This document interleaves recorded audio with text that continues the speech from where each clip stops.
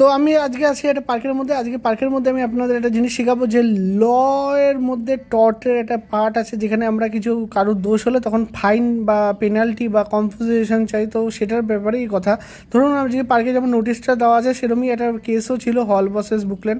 তো সেখানে হলো, এখানে যেমন আপনি জানেন যে এই পার্কের মধ্যে অনেক জিমের জিনিস আছে, এগুলো ইউজ করতে গিয়ে আপনি ব্যথা পেতে পারেন। তো সত্ত্বেও আপনি ইউজ করছেন।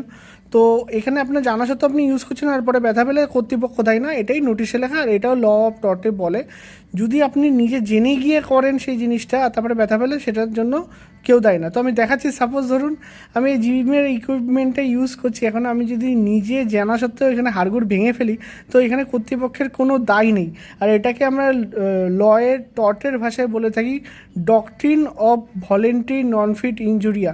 মানে উইলিং টু পার্সন, মানে যিনি জানে আর জেনে সেই জিনিসটা করতে যাচ্ছে, তারপরে সে ব্যথা পেলে সেখানে সেই কর্তৃপক্ষের কোনো দায়